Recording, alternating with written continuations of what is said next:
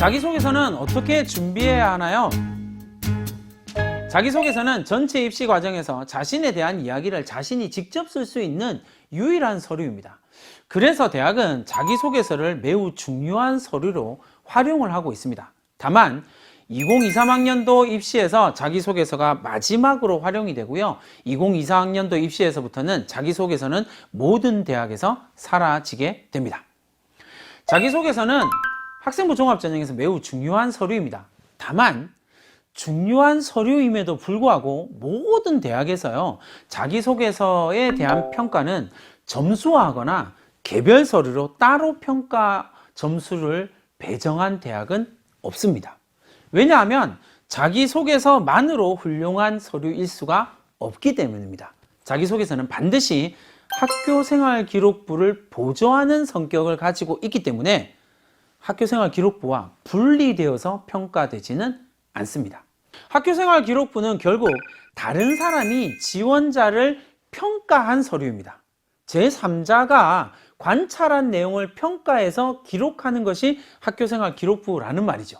그러다 보니 지원자가 가지고 있는 의도와 동기를 충분히 설명할 수 없다라고 하는 한계를 가지게 됩니다.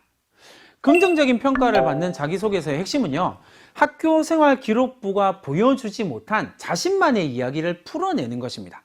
제3자라면 절대 알 수 없는 내용이 기록되어지는 것이 중요하다라는 이야기입니다.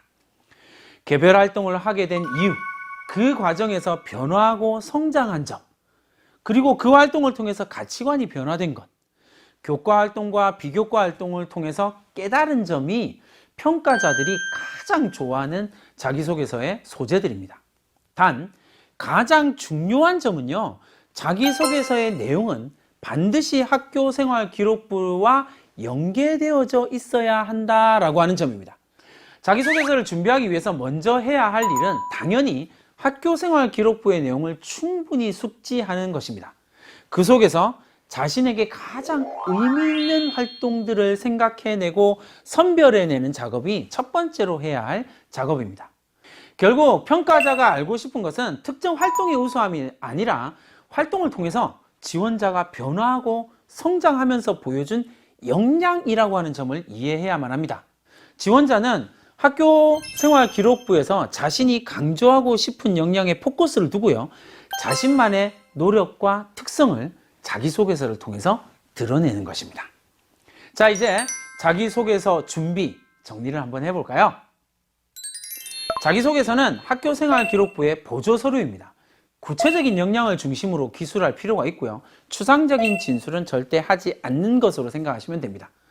반드시 학교생활기록부와 연계해서 기록을 해야 되고요, 개인의 성장과 변화에 포커스를 맞추는 것이 중요합니다.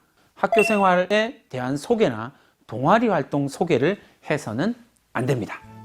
자기소개서 준비 잊지 말고 변화와 성장에 포커스를 만들어서 꼭 기록해 주십시오.